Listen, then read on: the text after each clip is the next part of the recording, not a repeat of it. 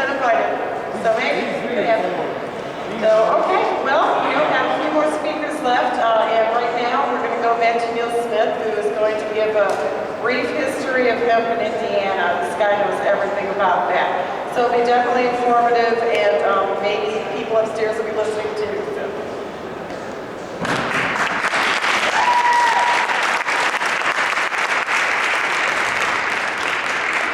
Hemp is the oldest cultivated plant on the planet Earth. We go back as far as 8,000 years BC, maybe earlier than that, when the Chinese were cultivating it first for paper. Then they discovered medicine in it, and eventually they discovered that it would give you some interesting perspectives on life. The ancient Scythians, who were nomadic tribes in Eastern and Middle Eastern Europe, during about the same time, 8,000, 10,000 BC, were reported by Herodotus, the ancient Greek philosopher, that the Scythians knew about the effects of getting high from marijuana. It's interesting when you discuss about getting high.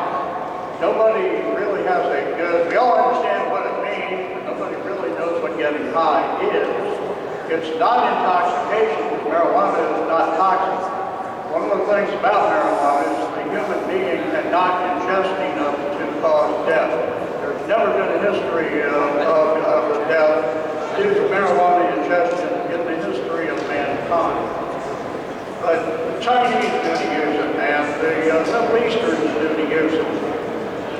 There are very valid reports that cannabis and marijuana was well known in the Middle Eastern part of Palestine and Israel during the time of Jesus Christ. At the founding of the United States, we were subservient totally to England.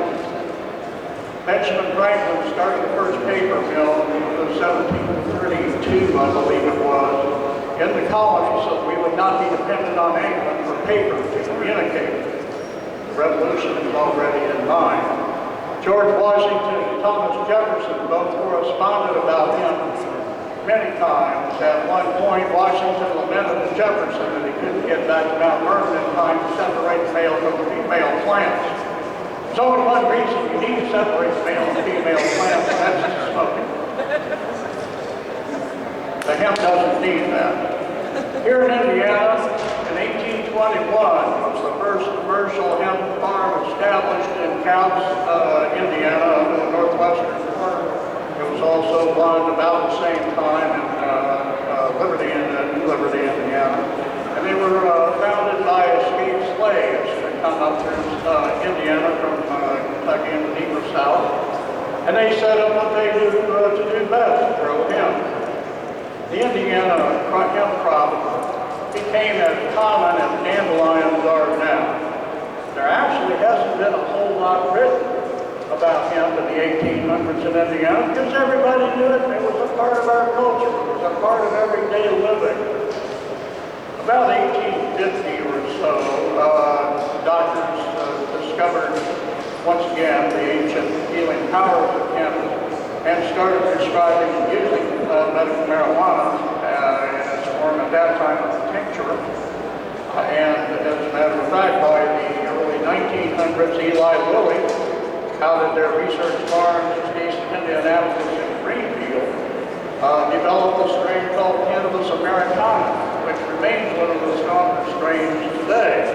It was used in their liquid cannabis medicines. What they would do, they would take an ounce of cannabis, dissolve it in alcohol, and you would drink that. Now, there are many references to that. I have a couple of prescriptions written on the Jones Pharmacy in Greencastle from 1884 and 1889, where cannabis hemp medicine was prescribed. It was prescribed frequently. It was a very common medicine. Almost every household had some. But the research farm, my father grew up in Hancock County. He told me that back during the 1920s, he and his buddies would sneak into the Eli Lilly research farm about harvest time and help themselves a little bit. He also told me that their anti-hemp farm, they grew 2 patches of hemp. One was for their clothes, and one was for what he told me was the men to smoke out their day in the fields. They do grow on the opposite sides of the field because you cannot, as some law enforcement agencies have stated, you cannot hide marijuana crop inside a hemp crop. They'll cross-pollinate and neither crop will be prevented. Marijuana is not hemp. Marijuana and hemp are related plants, but they are not the same plant. What's growing up in northwestern Indiana right now was planted in 1911 by the state of Indiana to combat what's called bullgrass. Bullgrass, and if any of you are familiar with the problem with kudzu in the south, bullgrass is kind of a northern version of that, and the only thing that would get rid of it was hemp. That's why in the northwest quadrant of Indiana there's so much barrel hemp. That was planted in 1911, replanted in 1916 with high court suspicion of World War I. And then in 1913, Indiana was one of the first states to prohibit possession of marijuana. That's 100 years ago. We've had this prohibition in Indiana since 1913. Now, up until the Boggs Act of 1952, which was the first federal anti-marijuana act that actually made marijuana illegal, it wasn't enforced very often unless the police couldn't get somebody on something else and found them with a little bit of marijuana and they were ready to charge them. The 1937 Tax Act was passed by Congress based on the 1935 Machine Gun Tax Act. It did not prohibit marijuana, but it would put a tax on marijuana. They started using the terms hemp and marijuana. It had been, all of it had previously been known as either hemp or sweet hemp. Now we have this obfuscation in language, and we also have a tax on it. Now, curiously, the United States Department of Agriculture was put in charge of issuing the tax stamps. That's kind of odd since there is a Department of Revenue, and it was back at that time. And USDA, except for a few cases, and we can only speculate as to how much money changed person to man, there were only a handful of tax stamps that were issued. Until World War II, the Japanese cut off our supply of hemp from each station. Each U.S. Navy ship at the time required 34,000 feet of rope. Nylon was not developed to the point that it would be nearly as strong, but it still isn't as strong as hemp rope. But we were in a quandary. We were involved in a worldwide war with Germany and Japan. We had no hemp. By the end of World War II, even uniforms were made out of hemp because it's far superior to any natural fiber. Jasper County in Indiana in 1944 was issued a citation by the U.S. Department of Agriculture for its efficiency and proliferation of growing hemp for the war effort. Indiana has been at the heart of hemp history for many, many, many years. The Controlled Substances Act of 1970 is what gave us the schedule classification right now. Without any solid evidence, cannabis and marijuana was placed in Schedule 1, and there was no differentiation between medical marijuana, marijuana for personal use, or industrial hemp. Industrial hemp will not get you high.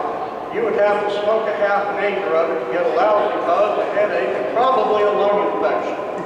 You'd be probably better off smoking dandelion leaves. You are not going to plant a good quality marijuana crop and hide it among hemp. You're going to ruin both crops. You are not, hemp is a little bit lighter in color than recreational use marijuana. It also typically has 5 leaflets as opposed to 7, 9, 11, or 13 for various cannabis varieties. Indiana needs hemp for fiber, for fuel, for building materials.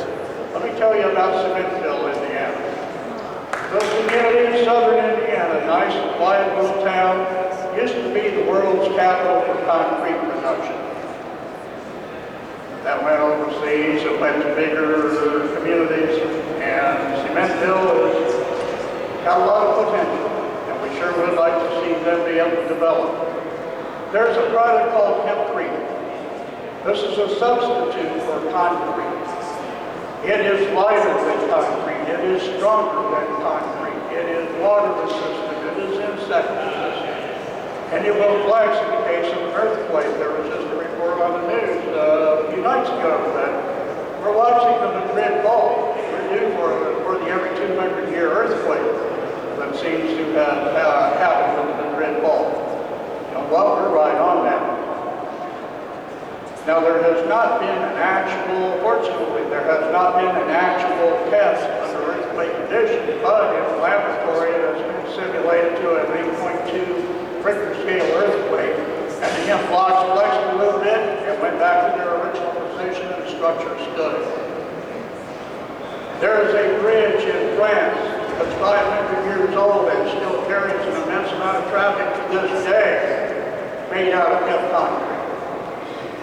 What the hemp concrete is, you take the bark or the shiv, which is the fibrous part, you blend that with the hurd or the pulp of the plant, you mix that with water and lime. Indiana has more lime than we know what to do with.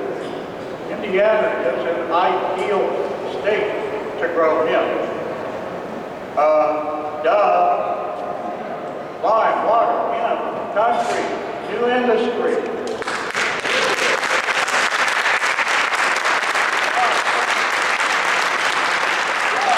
What are we doing? Are we going to wait, drag on year after year after year, believing the same old lies that we've been told back in and sent marijuana? Or are we going to make Indiana a leader in a brand new industry that will help us in every way possible?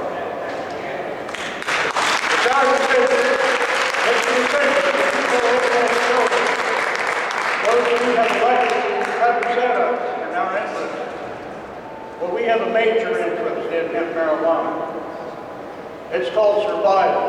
It's called advancement. It's called making Indiana even a better place to live than it is already. We need this. I'd like you to all contact Senator Young's office. I'd like you to contact your own representatives and senators and tell them. Not ask them, tell them, we need hemp marijuana in Indiana. We need to end this prohibition.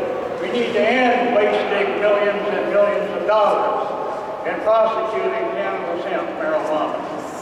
We need to be able to grow. We need to be able to produce. There's a lot of people out of work. Yeah, we're better off in a lot of states, but we still have a lot of people out of work. We've got jobs for the political will of making. Thank you.